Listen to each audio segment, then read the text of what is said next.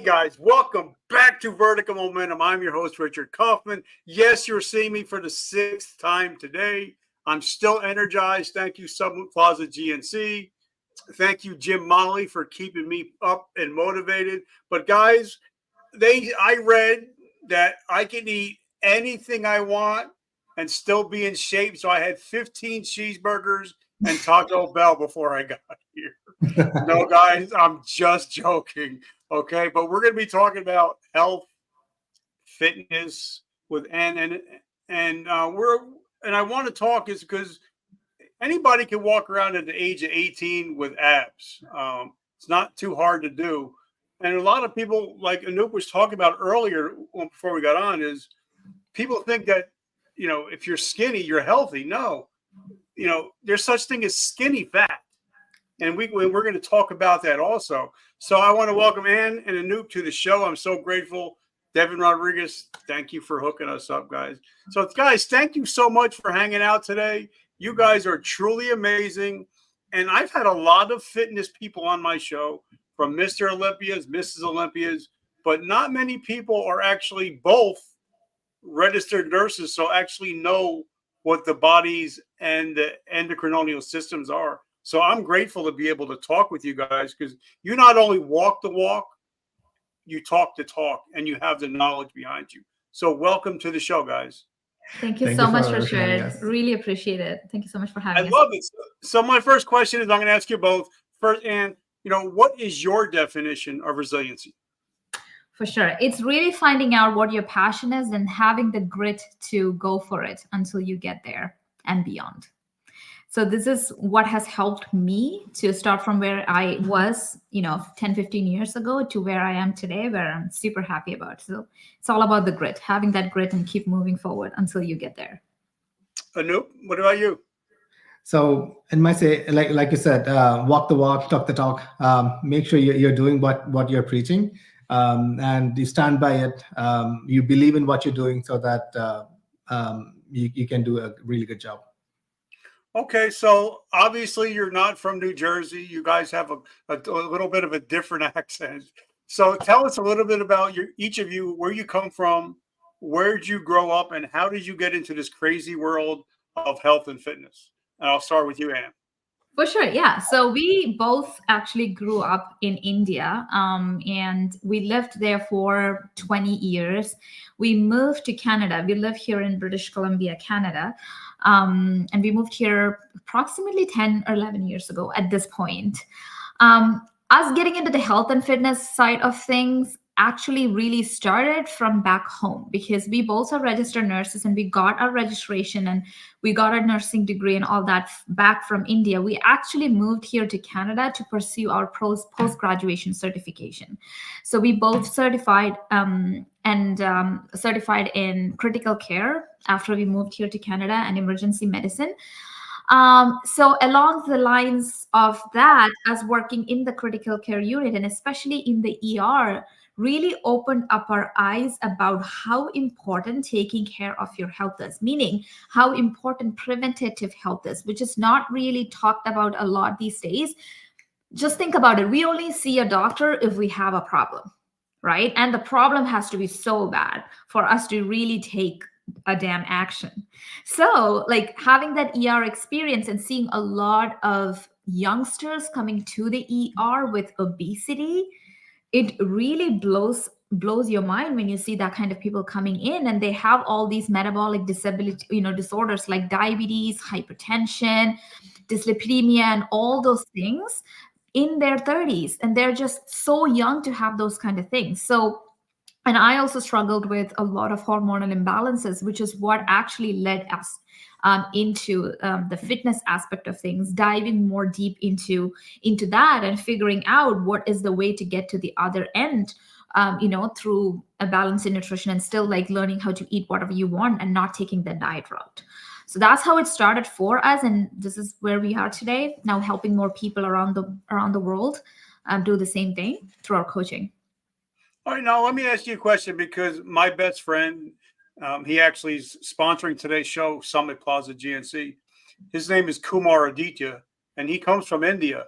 Sure. And we talk about it all the time, as how, in India, very low cases of arthritis, inflammation, cancer. But when a lot of Indian culture come here, the diabetes just shoots up. And for me, I think a lot is because of the food over there. It has a lot of turmeric, curcumin, a lot of anti-inflammatory properties. Do you think that's one of the reasons that they have? I mean, it's not a zero cancer rate, but they have a pretty low cancer rate compared to the United States. Do you think Yeah. it could be the food? I would say like 90% of it food. I'm just going to share my take on it because in India, when you think about fast food, it's crazy expensive. Okay, you're not going to get fast food for cheap compared to here in North America.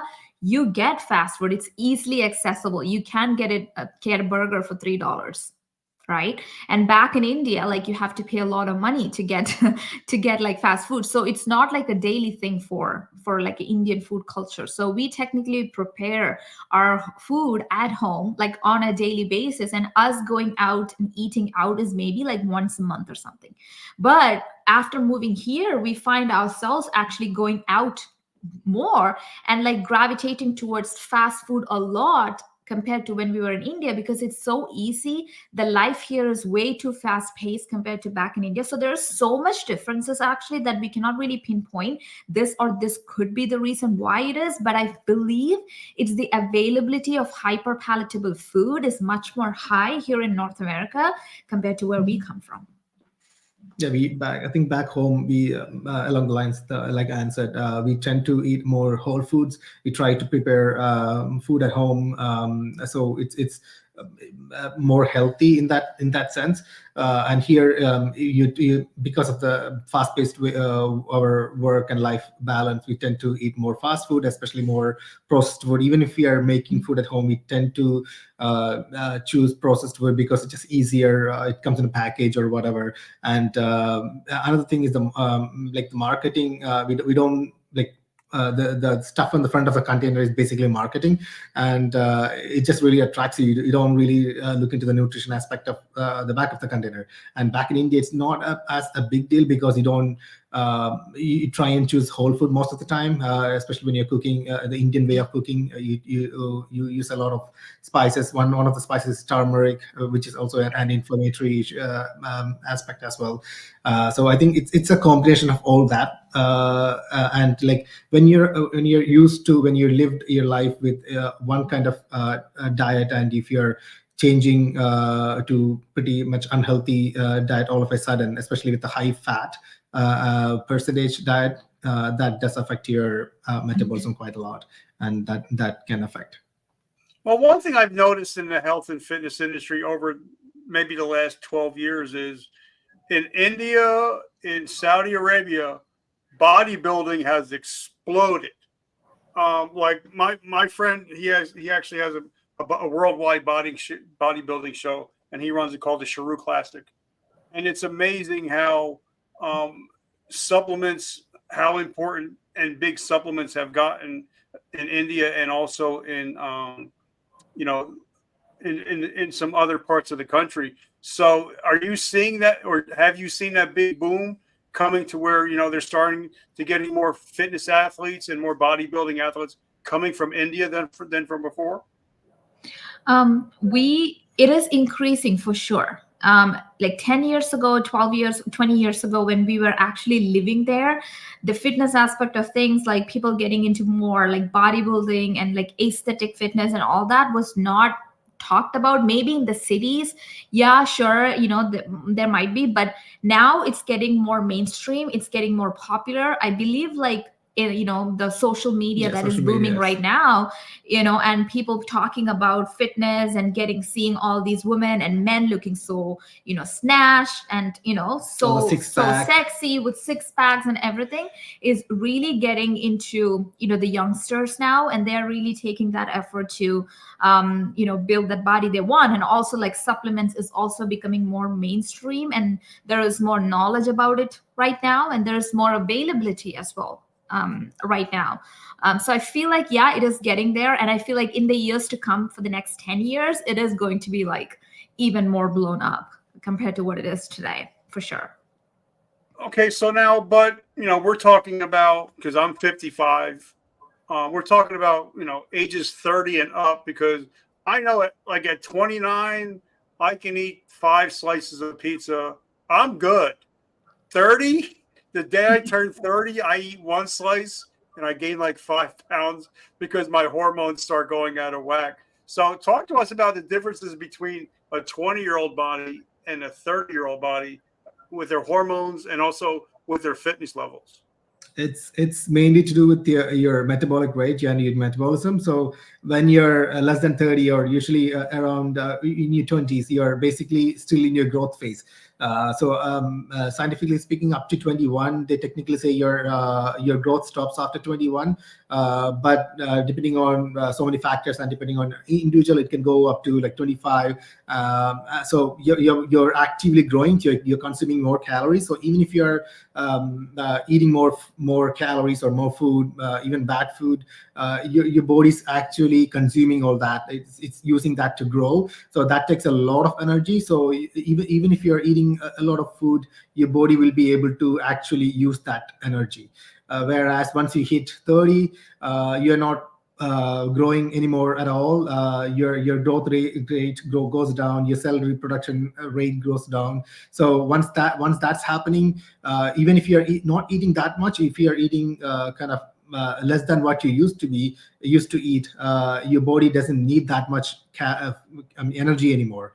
So what happens is, if your body doesn't need energy, the only way the body knows to store energy is by converting it into fat. So it's going to convert into fat for future use, and that's how we end up getting fat deposition happening, and our weight goes up. Yeah, and especially for females, like it's very different. Like once I experienced this myself, like once I crossed that 30 age, it's especially difficult for me to maintain my tummy flat.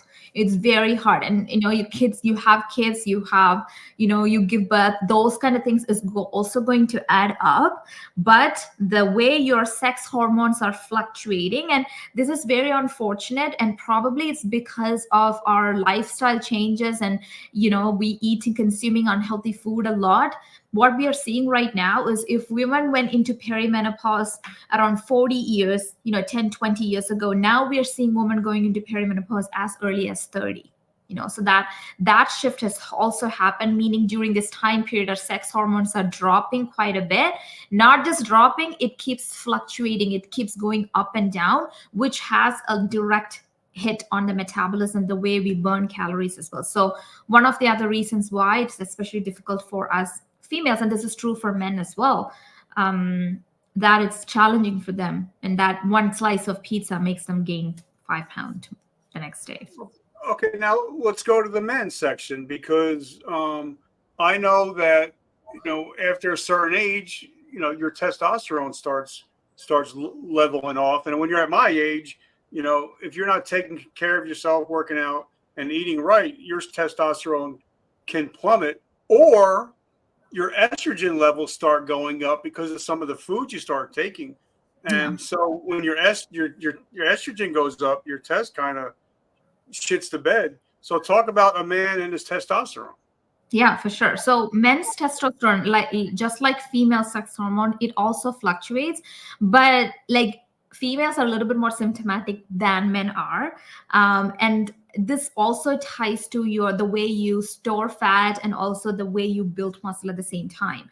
Because if you think about it, testosterone is the hormone that helps with that muscle mass, that muscle building.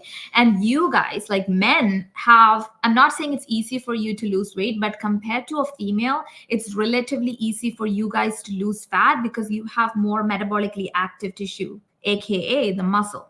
But when you think about it from a hormonal standpoint, as we age, especially after we cross that 40, 45 years, your testosterone will start to drop, meaning the amount of muscle mass you have is dropping, meaning your metabolism is slowing down, because you do not have that much muscle mass compared to you had in your 20s. So this is all tied together, and one of the reasons why it makes sense, right? When we all put these pieces together, it makes sense why it becomes challenging for you guys to actually lose that weight, and especially that tummy fat, that big bulge that you see for most men over the age of 40, 45. Okay, so I was joking around, obviously, when I said that you can eat whatever you want and still lose weight. For me, because I have a lot of personal training clients, and I told them, it can be a numbers game, but it's not. I mean, if your calories are 3,000 calories, but it all comes from fast food, you're not going to be as healthy that if you ate 3,000 calories of lean meats, fruits, and vegetables. But I also think that you have to enjoy life a little bit. Because I know a lot of people, January 1st, new year, new me bullshit. They're all going to go on a diet, and within 3 weeks, they're off the diet because it's not something that you can sustain long term, correct? So talk to us about that, eating whatever you want, but still being fit. Sure. Yeah. Now, yes, when I say you can eat whatever you want, I'm not really talking about you eating 20 Twinkies every single day and still having a flat stomach. Okay. I hate to say this to you, like you can't. If that's what you mean by quote unquote eating whatever you want, then of course, like you won't be able to achieve that. But what I'm saying All right, is that guys, we gotta go, guys. We gotta go. But what I'm saying is, like, if you want to eat a pizza, you should be able to eat it, and that should not make you gain 5 pounds tomorrow. Okay. You should be able to enjoy that and not feel guilty about it. And that should not sabotage your results, is what I'm talking about here. Because I mean, if I ask you to eat salad, or if you ask your people to eat just salad and healthy and clean all the time, it's not rocket science. They are going to stay fit and all that. But we have life out of that, right? Like we have Christmas, we have New Year's, we have other parties that we go to, we drink, we smoke, we do so many different things. So those things like literally should not sabotage our results. So as long as we learn how to eat the food the right way, and I hate to break this to you, like it's not just number game anymore. Once you cross that 35 and up, there's so many other things that comes into the picture, especially your hormones. So it's very important to understand where you're standing from a hormonal standpoint and tie that to your metabolism, and really helping your body to improve your resting metabolic rate is going to be the key for like losing belly fat, and also losing that extra weight you have when you as you go over the age of 35. But coming back to the point of eating whatever you want, that's technically possible as long as you learn how to do it the right way. Okay. So what is your take on it, Anoop? So basically, like I said, if you want to eat like 20, if you're a person who eats 20, 30 Twinkies a day, that's not normal. Like there should be a reason why you're eating it. Is that it might be to do with your eating habit, or sometimes we learn that you have to change the way you're eating. I think we had a client who was wanted to eat pastries every single day. Yeah. And then we were able to include that in her diet, because like we can work around. If there's something a particular that you can't live without or something like that, you can obviously work around, because that just one thing is not going to make or break anything. And there's always things like there are certain foods that should be pairing up with other foods. An example would be like people say that apple is like really healthy, and apple they keep the doctor away and all those things. Yeah, apple is like really healthy, but apple or any fruit for that matter is considered as a simple carb. So anything simple carb or anything of that sort get digested really fast, and whenever that happens, you get a sugar spike in your blood. And whenever sugar spike happens, a portion of that is going to get deposited as fat, because like all of a sudden you have like a sugar spike, your body doesn't know what to do with, even though it's a small sugar spike, your body wouldn't don't know how to, can't use that sugar spike all of a sudden. So it uses a portion of it for your normal body function. The remaining is going to deposit as fat, even though small. That's happening. So a better way of eating that same apple would be pairing up with some a little bit of nuts, where nuts has a little bit of fat as well as protein. So you're technically eating more food than you were if you were just to eat an apple. But when you're pairing up with that apple with that protein and fat, it basically becomes a complex food. So it takes longer time to digest. You are getting the same amount of sugar from the apple, but it doesn't happen in a huge spike. It's going to be a gradual increase and gradual decline. So your body will be actually able to use that energy. You will be able to use that sugar. So it won't lead to a fat deposition compared to eating that apple alone. So like same applies to eating a donut or something like sugary stuff. If you're just eating that donut or highly sugary stuff, you're gonna have high sugar spike. First of all, it's a processed food. It's not great, but if you want to have that, you can still have that. But instead of having that donut alone, make sure you pair it up with something with good protein and a little bit of good fat. It can be like having actually some kind of meat along with it. If you're having a sandwich, you can have a donut. You're technically eating more food, or you can have some nuts. So you're technically eating more food, more calories, but it's not as bad as just eating that donut alone. Hope that makes sense. Yeah. Also going to ask, because when I was bodybuilding at one time, I know that I was pretty strict for like 5 or 6 days in a row. And then I'd have one day, which was Sunday, for my cheat day. And because I had that one cheat day or a meal or two, that Monday, my metabolism just ramped up. And on that Tuesday, I would lose like 2 to 3 pounds just because my metabolism was like, oh my God, I have all this food in me. I can start burning calories again. So, what are your thoughts on having, maybe a cheat meal once or twice a week, or a cheat day? So like for me, I always thought, like you're talking about with pizza, why am I going to have a slice of pizza on Monday if I can eat the whole pie on a Sunday? So what are your thoughts on having a cheat meal or a cheat day during the week? It will really depend on exactly what your goal is, right? Like if you are really trying to get like a body, like bodybuilder, where the body like a bodybuilder has, like the body fat percentage is very, very low. So then they have to be very meticulous about how many calories they're putting in.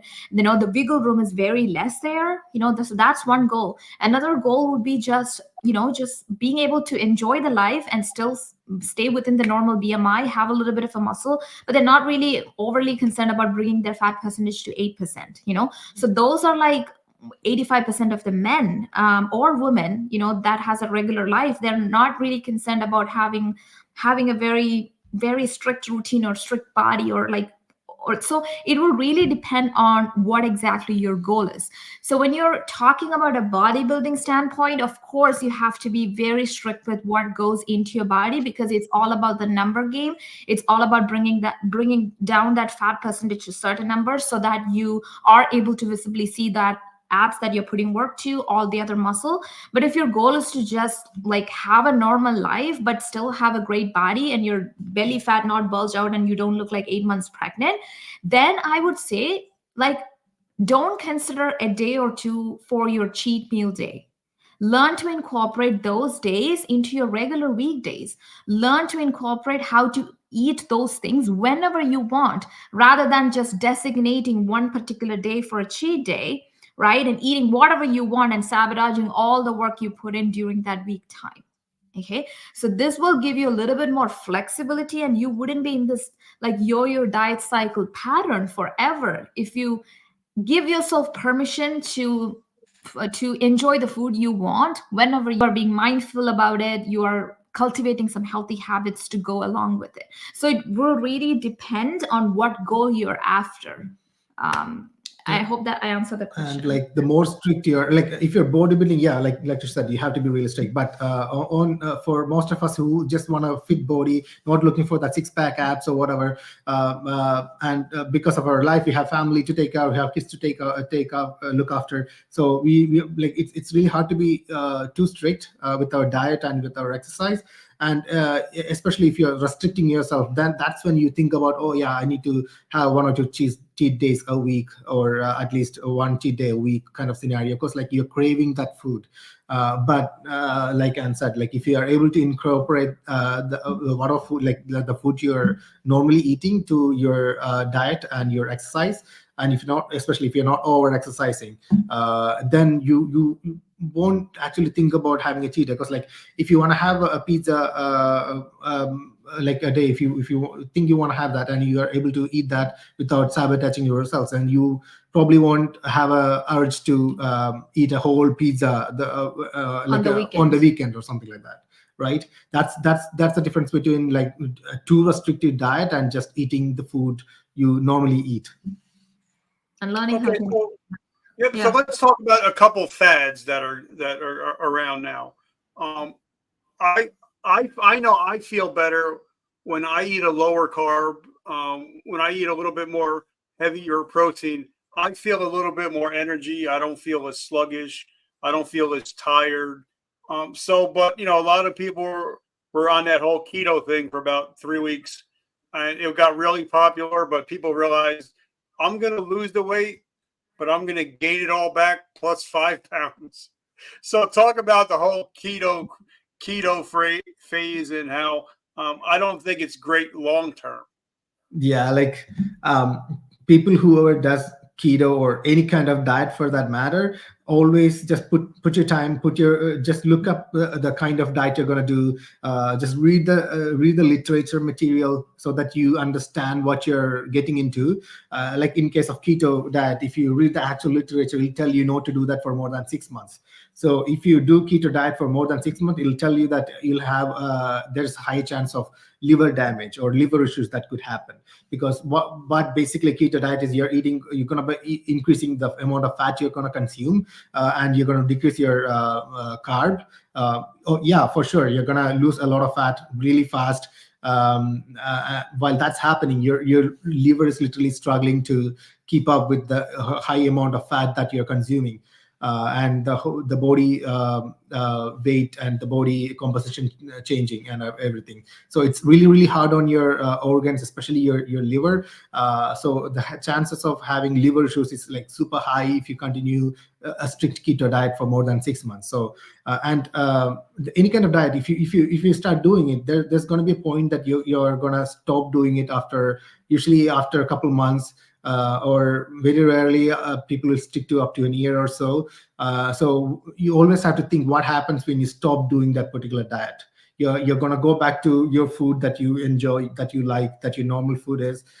So what happens then? People don't really think about it. They'll be like, oh yeah, my friend did keto diet or this and this diet. They lost 10 pounds or 20 pounds in 2-3 months. Oh, it's amazing. They look amazing. They feel amazing and everything. But they don't really follow up on what happened to that particular friend after 1 year, or what happened to that particular friend after 1.5 years or 2 years when they stopped doing that particular diet. Were they able to maintain it? Were they able to sustain their weight loss? No one really checks into that. They just see the initial results and they'll be like, oh yeah, that's amazing, I want to do that. But like when you stop doing that diet, when you go back to your food, you're changing your diet pattern again. So you're going to gain back all the weight you're going to lose. And most of the time what we see is that you actually gain more weight than you actually lost, because you went back to your food. And then but the worst case scenario is people try that same diet again because they have some function coming up. They want to look good again. So they know that if you do this kind of diet, I'm going to lose 10-20 pounds in such a short duration of time. And then they go ahead and do that diet again just for that function, just so that they can fit in such a so-and-so clothes, just so that they can look good. And they do that again. But yeah, you're going to look good. You're going to lose weight. You're going to look good in that short duration of time. But again, you're going to stop. You're going to go back. It's kind of a vicious loop. But rather than losing your, you're not just losing your time or money or anything. You're also look at your health. Your organ condition, like as you age, it's already difficult. Like when you're really young, it's your cells are reproducing really fast. Your organs are actually repairing itself really fast. But as you age, that's not going to happen. Everything is going to slow down. You're already going to run into issues depending on your age, your build and everything. So you don't want to put too much pressure into your organs or your health anymore. So when you're repeatedly doing this kind of diet, that's putting more and more issues, more and more. It's going to cause more and more problems for you along your journey. And one other thing it actually does, it really makes your body metabolically inflexible. So meaning metabolically inflexible mean your body will get trained so that it will only burn fat in the presence of certain kind of food groups. Meaning bringing that, tying that to carbohydrates, right? So in a keto diet, people go as low as 15% carbohydrates. So that's very, very, very low carbohydrates. So now your body do not really know how to process fat and burn it, burn fat in presence of carbohydrates. So your body is becoming metabolically inflexible there.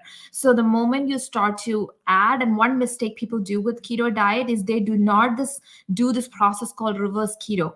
So in reverse keto, what you're supposed to do is slowly increase your carbohydrate every grams.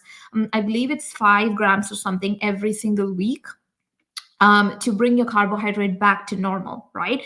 Until you do that, you won't be able to maintain your weight. You're going to keep looping in that cycle. So people really miss this. They do the keto diet. They think they can go back and eat whatever they want and still maintain it. They can't, because their body is now metabolically inflexible and their body is going to freak out in the presence of carbohydrates. So that piece they miss out a lot, I feel like. Most people that we work with, they don't even know what a reverse keto is. They've never done it. They just keep doing the keto over and over again. That's one piece. Another piece also is the emotional damage it's actually doing to yourself, right? So people that have been in diet for such a long time gets to a point, and this is very sad. I literally talk to a lot of women on a daily basis, and they say, I don't believe you, Anne. I don't believe you when you say that I can eat regular food and enjoy my food guilt-free and look amazing at the same time. I don't. Because I've never experienced that in my life, and I've been working towards my health goal for entire life at this point now. So the emotional damage it is doing is like, it's next level. And that takes a long time for people to fix and go, get over as well. I believe with diets. Okay, so now, and obviously, since you brought up the metabolic, a lot of people are pre-diabetic, or a lot of people metabolic syndrome X, or whatever you guys want to call it. So talk to us. Should we try to? I mean, even if we don't eliminate all the refined sugars, should that's something that we should be focused on as we get older? Because I know in America, the obesity factor is just off the chain. So should we look at, worrying about refined foods, saturated fats? Should we try to go a little bit more lean meat, vegetables, fruits, or what are your thoughts? So I would say do not try to get to the either end of the spectrum. Stay somewhere in the middle. Okay, we are living in 2024. If we ask you to just cut out all the refined sugars, cut out all the refined processed everything, you cannot really live in this world anymore just like that. So you really need to learn how to do everything in balance, right? Like, let me give you an example. So we worked with someone a few months ago, and when we looked at her food intake and everything, all she eats is just fried foods, food from Starbucks, KFC, pizza. She doesn't really cook anything from home. Okay, so she really want to change her eating habits, but at this point, it's really hard for her to change because her brain has rewired into eating hyperpalatable foods, and it does not like healthy food. So just imagine she's standing right here. Okay. And if we ask her to go all the way to the other end and start eating healthy foods, whole foods, fruits, and everything, that's very unrealistic. That person won't be able to do it. Okay. So we need to work on this kind of people. And if whoever listening to you, if you are this person, what you can do, say, for example, is look at what your regular sugar consumption is in a day. Okay. To take this person as an example, when she started working with us, her sugar consumption for a day was 175 grams, around 200 grams a day. So the ideal sugar intake for us regular people is 25 grams. So don't you think it's quite a big jump to go from 200-gram consumption to 25 grams? All of a sudden, it's a steep, right? No, you won't be able to sustain that. So what can we do here so that we are still allowing her to eat whatever she is eating at the moment, and we're not throwing her into the other end and she freaking out there, but we are still working on her and giving her the support she need and helping her reduce that weight. So what we did with her is going from 125 to maybe 170 in the next 4 weeks is much more attainable than going from a 200 to a 25 gram, right? So how can you slowly reduce the amount of processed food consumption that you're consuming at the moment, slowly coming off week by week? It is going to take some time for you to get to 25. We're talking about maybe 1 or 1.5 years for you to get from 200 to 25, right? But allow yourself that time. You give yourself that grace so that you're not like jumping the gun or anything. You're giving yourself that time to slowly work on it, and learning how to incorporate these foods, but some whole foods in there as well, so that we're creating some kind of a balance here. And this has to be unique to each individual's situation, if that makes sense. Okay. And Anoop, for men also, same thing? It's kind of the same for whether you're a man or a woman. Like you don't want to be on both either end of the extremes, because that's going to be like, again, like if bodybuilding or something, if that's your profession, if that's your way of living, then for sure you have to be really strict on yourself. But then you're already trained your body at that point. You can tolerate those ends. But for a normal person who's just trying to lose weight, who just want to stay fit, you don't want to be on either end. It's like 25 grams of sugar is going to be really, really tough on pretty much anyone. I don't do 25 grams every single day. That's going to be too strict. I want sugar on my coffee. I want to enjoy life, right? I don't want to stay away from sugary foods. So like, don't try and be on like either ends. You can be somewhere in the middle and still enjoy your life and not put on that extra weight. So I don't have six-pack. I'm not trying to get a six-pack at this point. Because like, if you want to get six-pack, you really, not just the muscle, you shouldn't have any like very tiny amount of fat on top of the muscles. Otherwise you might have six-pack under your fat, but it won't show.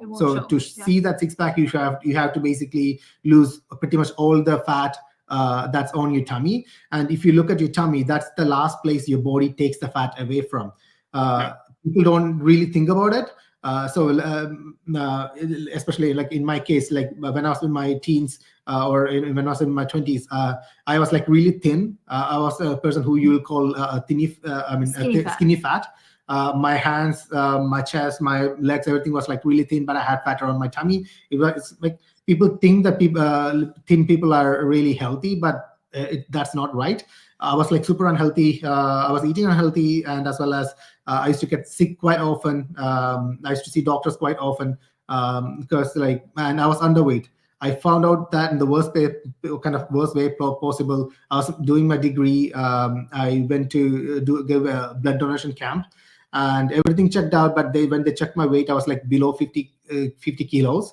So I was underweight. They didn't let me do a blood donation, and I was like embarrassed. Like, I'm a healthy person. I should be able to donate my blood, but like, I was underweight, and I was trying to eat more food to put my weight up, but then my tummy fat just goes. My weight was increasing a little bit, but the fat deposition on my tummy was going up way more, and I was ashamed to take my shirt off in public. I didn't want to post any pictures of me without any shirt in public, because like, it didn't look good. I was thin, but I didn't look good because I had fat around my tummy. Because the people I want to tell that is like, tummy area that it does. If you store fat around your tummy, it doesn't hinder your movements. If you have fat around your arms or legs, it hinders your movement. So whenever you have fat in your body deposits around your tummy, because it doesn't affect your day-to-day living. It doesn't affect your day-to-day movements. So that's the first place your body stores fat. So if you have fat, that most of the time it'll be around your tummy, and once that's filled, then it'll go to your arms and legs and chest and everything. So that's the same with the same. That's the science behind it. And if you think about that science, a tummy will be the last place your body takes the fat away from. So if you want to have a six-pack abs, you pretty much shouldn't have any fat left in your body. Not much. left in your body, so that you can see the muscles, your abs through your skin. So if you want to get to that stage, you have to be really, really restrictive. And like you can actually look up in YouTube on about celebrities who have six-pack abs, what they had to go through to get that six-pack abs for that particular movie. They'll tell you that, like, I forgot, I think it was Zac Efron or something. You can Google it, or check in YouTube. He'll tell you in an interview that he had to drink, like he ate so much chicken breast. He got so fed up that he started putting boiled chicken breast in a blender and drinking it. So if you really want to have a life like that, sure, go ahead. You can lose weight, you can have six-pack abs, just eat chicken and broccoli, fine. But if you want to enjoy your food and just want to look fit, you should be able to do that. By eating But a lot of people don't realize that there's two different kinds of fat in the body, correct? There's white and brown fat, and a lot of the fats can build up around your heart, around your different body parts. Can you talk about that a little bit? Yeah, for sure. Like when you think about fat, like you need fat because fat is not bad. Okay, your body needs fat, and the fat that covers the organs, it is there as a protective mechanism. Just think about fat as an airbag in a car, right? So if car goes in an accident, the airbag deploys to protect the driver so that your driver is not getting injured and hopefully not going to die. So it's the same function the fat has in your body, right? It is going to protect your organs from all sort of damages and this and that and everything. So you need fat, but the amount of fat you have does play a major role in actually so many different functions. Like we can literally talk about this for hours today. So that's how extensive it is. One of the main functions fat does is actually create your hormones. All your hormones are produced from fat. Okay, the mother hormone is produced from fat, and from that mother hormone is pregnenolone.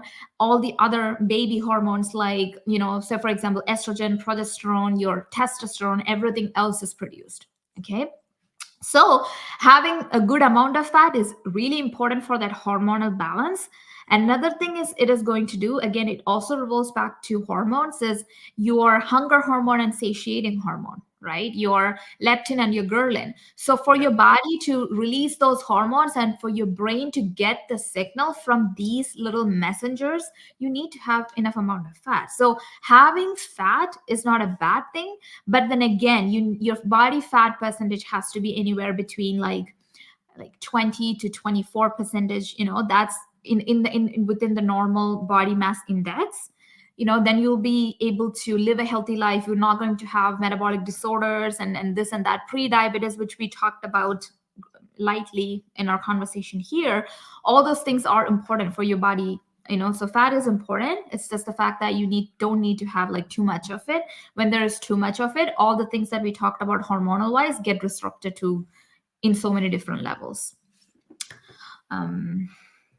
Yeah. Okay, so the only reason why, because I'm reading a book. I love to read. I've read over 6,000 books, and a lot of them are health related. And it seems like it's crazy how a lot of European countries like Italy, France, they eat a higher fat diet, but have lower amounts of heart risk, heart disease. And here, a lot of times we try to eliminate the fat and we go higher carbs, but now we have a higher amount of diabetes. So it's kind of like having that decent mix, right? Where you should try to be cognizant of how much fat you're putting in your diet, but I think be a little bit more cognizant of how much carbs you're actually putting in your diet at the same time, right? It's kind of also about like when you say carbs, it's also about what kind of carbs you're putting into your body. It's not just about the ratio. Due to the advertisement and everything, what most of the elderly who are like diabetic or pre-diabetic in that scenario, they want to have a light breakfast or whatever. So what our culture is kind of pushing is basically have cereals. It's like super healthy. Have cereals in the morning for breakfast, cereals and milk, awesome stuff, right? But it's just think about the glycemic index of cereal. It's just super high. you'd be better off eating a slice of whole wheat bread. The glycemic index is way less than that cereal. It takes more time to digest, and not just digest. When you eat a food, it's not depending on how processed the food is. There are certain things comes into play. So the more processed the food is, it's just easier to eat, right? See, compared to, like, just take the cereal and the bread. Cereal is just way easier to eat. You'll be okay just one bite, or it'll pretty much some of them will even melt in your mouth. Even if it doesn't have any zero sugar, it will melt in your mouth. But the glycemic index is like super high, so you get a high sugar spike when you eat that food because of the high glycemic index. Whereas something with comparatively less glycemic index as a bread, it's not going to melt in your mouth. You actually have to chew it, so it's going to take energy to digest that food. It's going to take energy from your body to actually chew that food for your digestive juices has to work. So it takes more energy to produce your digestive juices. So, and it takes more time and energy to digest that a slice of bread compared to having a big bowl of cereal, whereas the cereal is going to get melted in your mouth or get absorbed quite fast. And the faster something get absorbed, the higher sugar spike you're going to get. And again, that fat deposition is happening whenever and unfortunately, due to all the ads and everything, we think that cereals are super healthy. It shouldn't be that way. You have to actually the more whole foods you eat, better it is. Because even if you're eating more food, it takes more energy from your body to actually eat and digest that food. And like just circling back to where you said in some part of the world, some people are okay with consuming more amount of fat, and some of us here in the North America is not. Like, just think about from like an ethnic standpoint and what happened like centuries ago, right? Some people around the Arctics and all that, all they had access to is just meat. In the ice, you cannot really think about growing vegetables and things like that. And like those days, we don't have like frozen vegetables. Now most people have access to. So those people are like meat eaters. Like, that's how they survived the winters and the cold and everything. So people coming from that kind of ethnicity, their body, like their body is like genetically modified that way through centuries of just eating that kind of food. So their body can break down and consume, and it's not going to cause them any metabolic disorders, because that's how their bodies were developed. And same with drinking milk as well. So like the cows that came from European countries and things like that, people over there can consume more dairy products compared to us here, because that's all they had to consume years ago for them to survive. So their body got adjusted to it, and they're okay doing that. And it's same applies to soybeans as well. Like, us Indians can consume a lot of soybeans and not get sick from it, because again, dating back to the poverty times and not able to eat it and only consume what we have, we might have consumed a lot of soybeans. So our bodies are like designed to like break down and use soybeans, the nutrients from it, in much more of a realistic way than compared to people from a different ethnic background or a different country that are not used to eating those kind of food, right? So it also will date back to like what ethnicity you are and what your body has gotten used to over the years. That will also have an impact on how we actually store fat from certain foods as well. And all of a sudden, if you're changing that habits, that's going to be the more trouble. So Yeah. if you're starting kind of a diet or all of a diet or something like that, now you're changing entirely the way you're eating all of a sudden, and your body's basically going to be on a shock. And doesn't matter how much of macros you're trying to adjust, your body, it's going to be really hard for your body to process that. Especially like you said, like you survive better or not survive, like you feel better in a low carb environment. So meaning your body is used to that. There's nothing wrong with that, right? So your body is used to that. Just do what works for you and make sure that you're doing it the right way, so that you're able to get to the other end of the spectrum in terms of your health and fitness. So there's no right or wrong. It's just learning to maneuver it. All right. So say me and my wife, or somebody, a husband and wife in their age 40, they walk into your establishment and say, listen, I'm 40, she's 40. We don't want to bodybuild. We just want to get healthy. We know we both got hormonal stuff going on because we're in our 40s now. So what are your top 3 pieces of advice for each of them to get healthy? Not worry about, to get to a healthy weight to where we're going to be able to, live longer, but not to be crazy. We're not bodybuilding or anything like that. So what would be your top 3 pieces of advice? Yeah, the first thing would be do not mindlessly cut calories. Okay, it's very detrimental that you're eating enough food, especially you're over the age of 40. Your body actually needs food to do so many different functions, and your hormones are constantly changing. So your body needs fuel, and fuel comes through food. So please do not mindlessly cut calories. Second thing is that consume enough amount of protein, and this is especially true for women. Women do not consume enough protein, and women compared to men has already decreased muscle mass because we do not have a lot of testosterone like men do. Okay, so inherently we do not have a lot of muscle. And circling back to what I said earlier, you need muscle for your body to let go of fat. So consume enough protein, and the protein you consume is totally going to depend on your goal. Okay, so the ideal rule of thumb, if you're like just doing 3 to 4 days a week of exercise at the gym, and you're not really focusing on intense stuff, like you're not a power lifter, bodybuilder, you're doing super things, crazy things, and it's not crazy, but intense things like that, but you're just like a regular person, aim for maybe 0.8 grams of protein per body weight. It's standard, right? So aim for that. And the last and the final tip I have for you is that, again, do not overdo the exercise. Okay, as it's crazy how many women still try to do 1 to 2 hours of cardio and then a ton of weightlifting 7 days a week in the gym, and they sit there and think, why am I not losing any fat? Okay, so it's very important that you should do workout. I'm not saying that you shouldn't do workout, but keep it minimal. Just do workout what is necessary for just to keep you active and get rid of that fat. Do not overdo it. So those would be my 3 big tips. Do not undereat food, eat enough protein, and do not overexercise. Do just the right amount of it. Also, Anoop? just if you want to add one more thing, if you can, on top of all these 3 things, if you can add enough fiber in your diet. Yeah. I can't stress that enough. Especially people in North America, we don't eat enough fiber. It doesn't matter what age you are. Most of us don't eat enough fiber.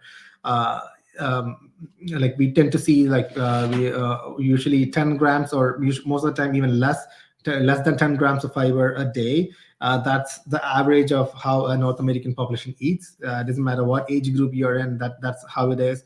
So the older you are, you have to actually have more fiber. I would say at least somewhere close to 25 grams is a good number. And fiber is so much important. First of all, it has so much benefits, especially for weight loss. It does help with weight loss.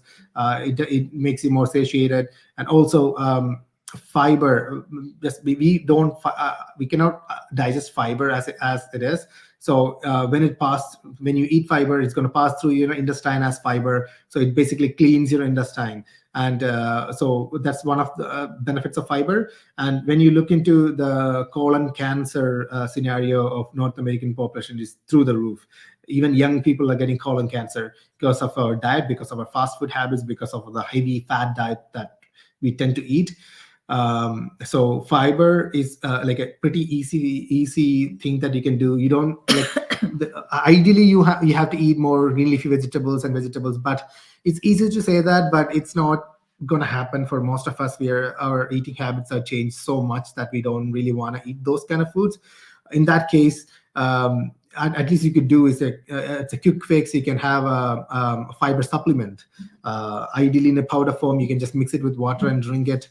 I'm not going to endorse on any product, but you can just find so many fiber supplements in the internet or in Amazon or whatever. Just try and get something that has something closer to 10 grams per scoop or per serving. That is kind of a good number to look at. And you can work your way. If you want to take more scoops, you can do that depending on how much fiber you're consuming throughout the day from other sources. So that's pretty easy to do for most of us, and that'll take care of like the problems like colon cancer. I'm not saying it's going to avoid colon cancer 100%. I'm not saying that, but at least it reduces the occurrence of chances of that happening. Okay, so now last two things is when somebody asked me, because when I was with GNC, like I said, for 30 years, and the first week of January, everybody would buy like $400 worth of shit, put it all on the counter, and I'm the guy that I look through their stuff and I start putting stuff back on the counter. I'm like, you don't need this, you don't need that, you don't need that. And they ask me, well, what do I need? And I'm like, for me, for supplements, depending on your age and all that, I tell anybody you might want a pre-workout. It doesn't have to be caffeinated, it could be non-caffeinated. A good protein and a good high quality multivitamin is a lot of people need. And like you said, maybe a prebiotic or probiotic or something to mix in, so you're going to the bathroom a lot. But I don't think a person needs a lot of supplements. I think food should be your medicine. But what are your thoughts on taking certain supplements, and what do you guys personally take? And you don't have to mention any names, but do you guys take supplements? Of course, we do take supplements. But again, going back to what you said, like your food, you can get most of the supplements, from the nutrition from the food itself. So if you're not able to get that in this day and age, sometimes it's really hard to get it. And again, it will circle back to consistency, right? The nutritious food that you're eating, it has to be consistent. You have to consistently eat nutritious food. Otherwise, you can go deficient. And especially if you have a goal of wanting to build muscle and things like that, you need to consume enough amount of protein and things like that.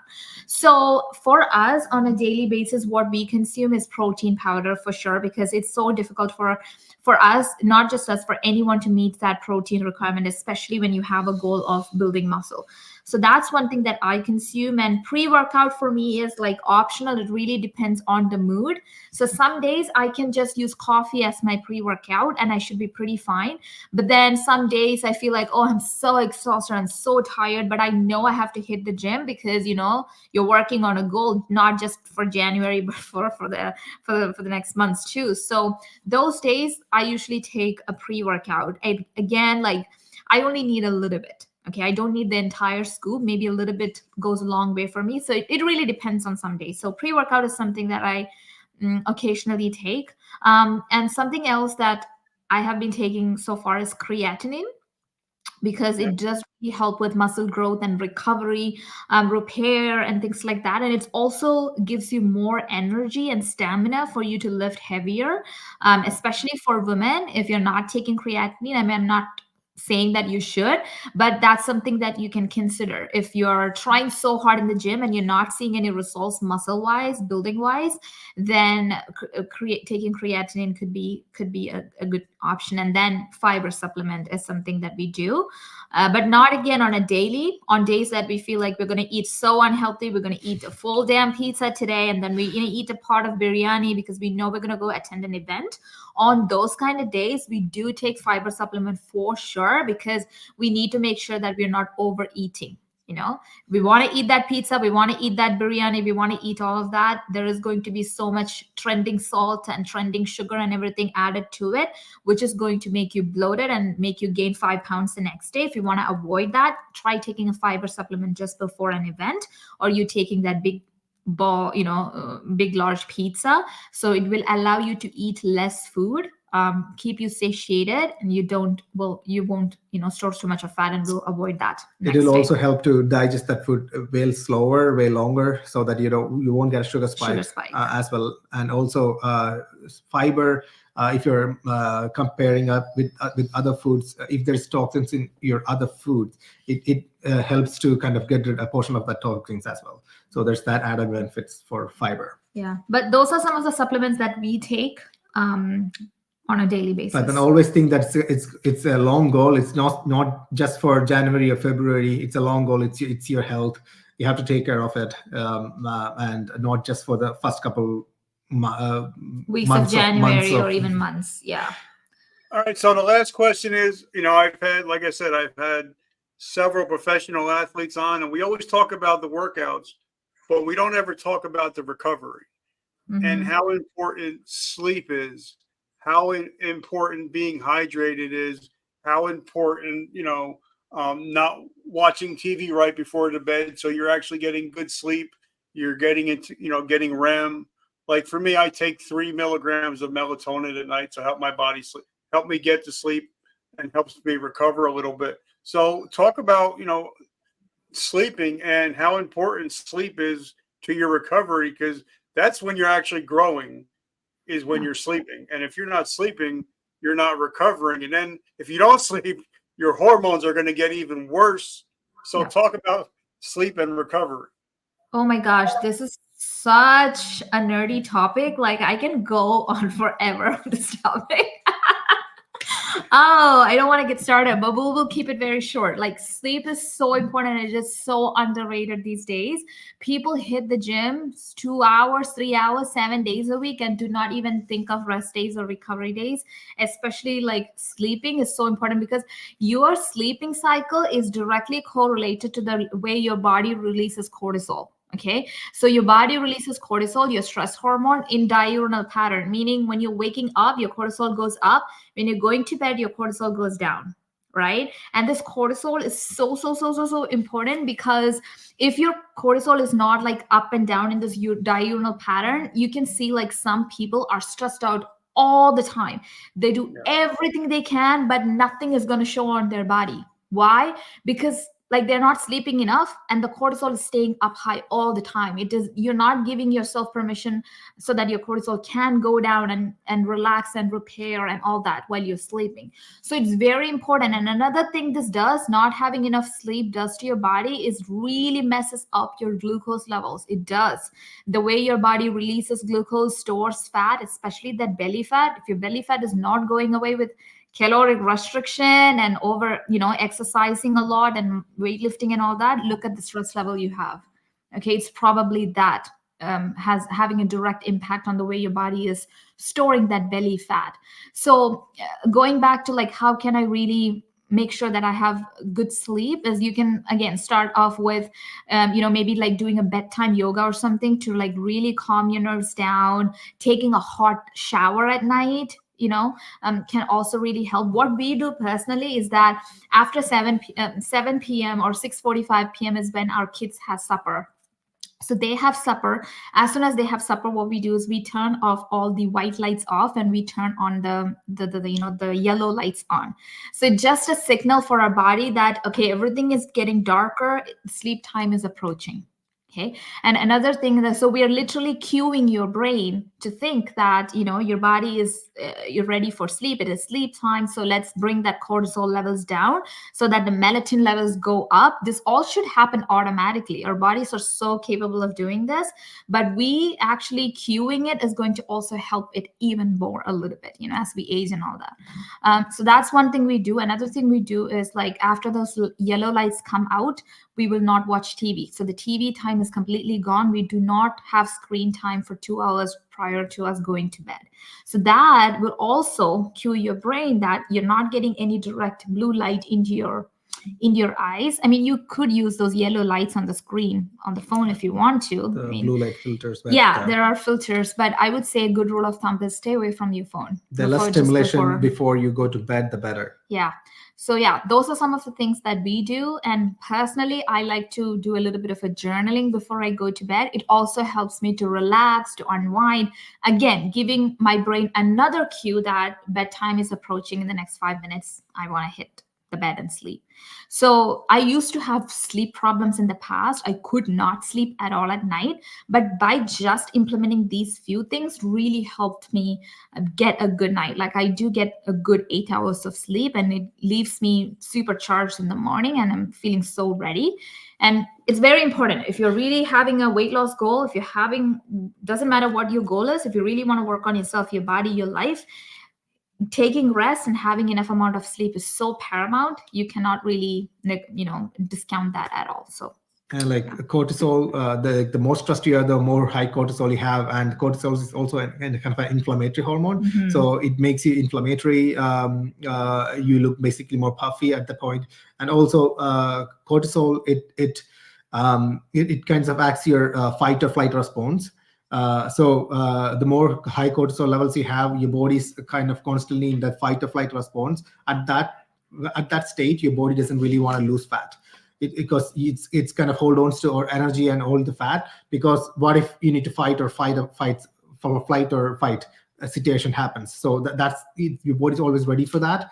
That's why due to the high cortisol, so it doesn't want to let go of any energy, any potential energy your body has, which is your fat storage. So it's going to hold on to water, it's going to hold on to salt, it's going to hold on to your fat. So basically your weight is going to go up. It's going to be really hard to lose your fat. So that's the aspect of if you're trying to lose fat, that you really don't want high cortisol levels. Yeah. And that tying down to the muscle recovery as well. Like your body is not going to use that energy for like building and recovering muscle, right? Your body is always going to prioritize survival over weight loss or muscle recovery, right? It's always going to be the survival. So sleep is very important. Okay, so the last question is, I knew you guys were coming on, so I asked a bunch of my friends, what questions do you have from them? And I think out of like 100 questions, about 50 of them were, let me just check for sure. So I wrote it down. Okay, they said, why? And this is like from 50 different people, so it wasn't just me. Why do I wake up every morning between 2 and 3 a.m.?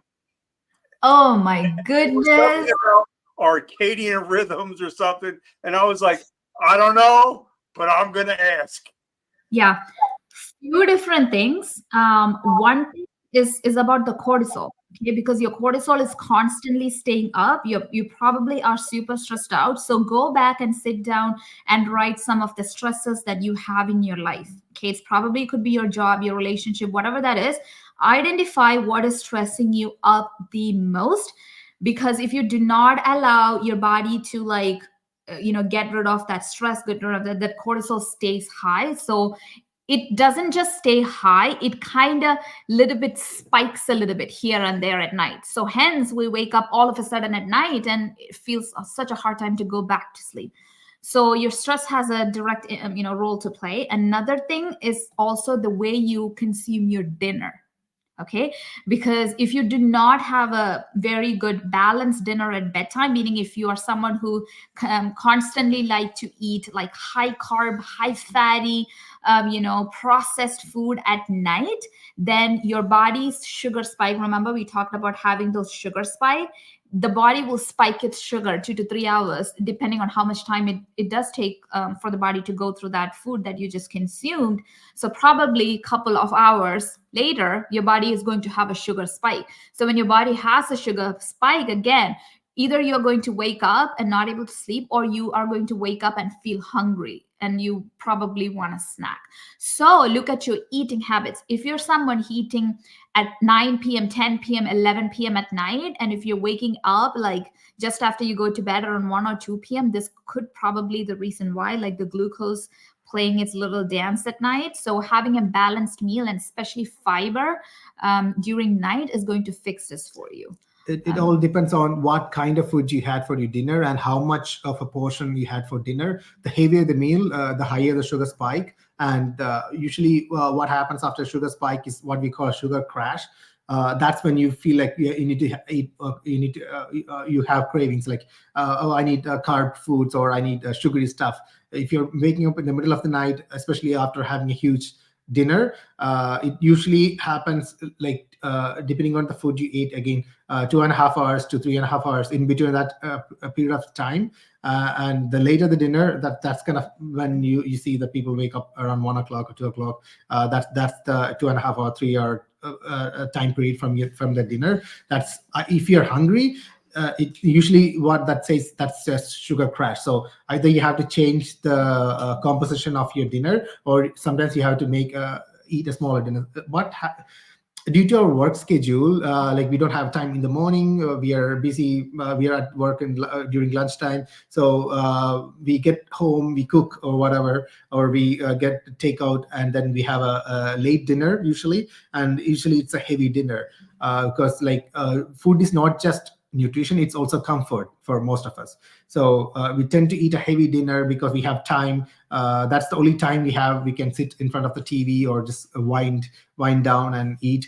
So we tend to eat a lot more heavy dinner, especially our North American population, and usually it's heavy on fat as well. So it takes a longer time to digest, especially when it's really heavy on fat. you don't really need that much energy for your dinner, because you typically going to sleep in the next couple of hours. You're going to sleep for the next 5-6 hours or so, at least, hopefully. So your body won't be able to use that much energy, especially some people eat like 1,000 calories or 800 calories or even higher. So your body won't be able to use it. And when your body won't be able to use it, it's going to store that as fat, and especially around your tummy area. And it's one of the biggest problems that we face, that you have a huge belly just because of that, because the way you're eating your dinner. You again feel you might wake up hungry in the middle of the night because of the sugar crash you're having. And that this is one of the main reasons. Yeah. Okay, so last question is, how do we find you guys? How do we support your mission? And what do you guys got going on? Yeah, for sure. So first of all, like Richard, it was such a pleasure to be on your show today. We really enjoyed having this conversation.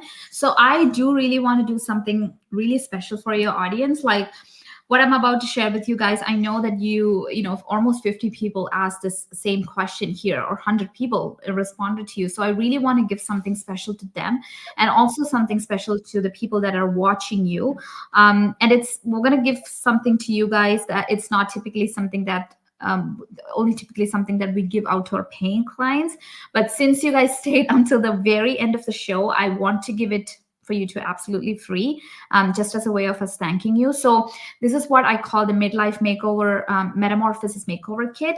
So what this will give you is, it will give you 50 plus high protein recipes. And it's also going to have, a workout schedule that is already done for you for the next 7 days. It's going to be especially good for people that do not really have so much of time to spend in the gym, that they want to work out from home or something. So it's going to be great for them.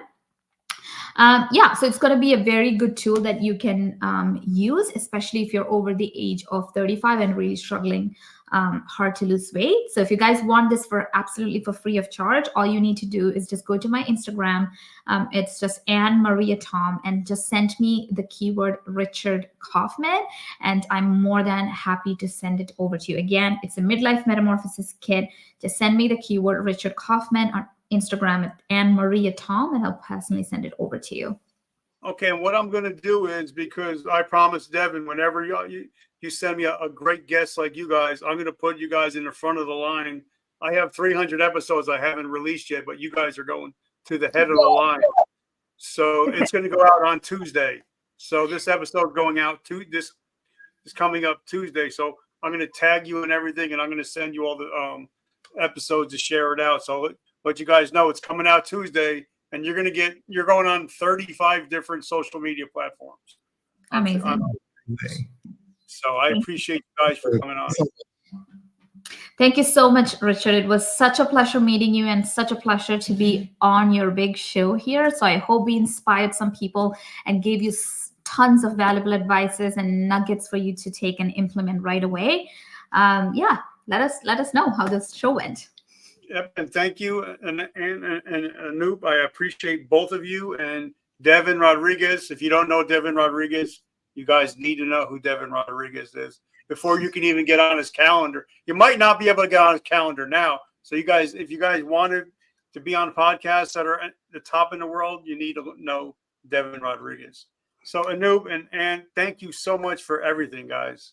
Thank you so much for having us. Well, you guys have a great week. And guys, remember, vertical momentum, the only way to go is but up.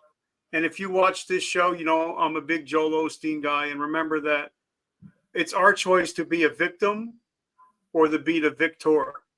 And anybody that watches this show, we're victors. We're no longer living a victim mentality. So I love you guys. And thank you guys so much. And have an amazing week. Awesome. Thank you. Bye-bye. Bye.